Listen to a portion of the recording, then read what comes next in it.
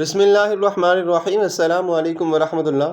مدم سامعین، آج کے ویڈیو میں آپ کو یہ بتائیں گے کہ خلاف کعبہ کی تاریخ کیا تھی۔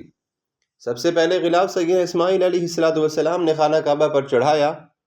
خانہ کعبہ دنیا بھر کے مسلمانوں کی عقیدتوں کا مرکز ہے، جہاں ہر سال پوری دنیا سے ہر نسل، ہر رنگ، ہر زبان، ہر علاقے، ہر ملک اور خطے سے تعلق رکھنے والے لوگ جمع ہو کر فریضہ حج ادا کرنے کی سعادت حاصل کرتے ہیں، طواف کعبہ کرتے ہیں اور اپنے گناہوں کی معافی کے ساتھ ساتھ اللہ تبارک و تعالیٰ سے بے شمار دعائیں بھی مانگتے ہیں۔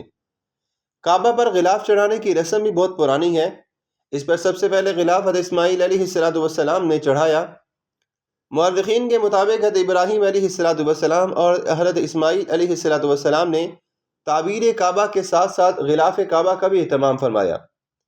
روایات میں یہ بھی آتا ہے کہ اسلام سے قبل 700 برس اور نبی کریم صلی اللہ علیہ وسلم کی ہجرت سے تقریباً 220 برس پہلے یمن کے بادشاہ تبا ابو کرب اسد نے خواب میں دیکھا کہ وہ کعبہ شریف پر غلاف چڑھا رہا ہے، اور ایسا خواب اس نے پھر کبھی اور بار بار دیکھا۔ ایک جنگ سے واپسی پر وہ مکہ مکرمہ سے گزرا تو اسے اپنا وہ خواب یاد آیا، چنانچہ اس نے یمن سے قیمتی کپڑے کا غلاف بنوا کر خانہ کعبہ پر چڑھوا دیا۔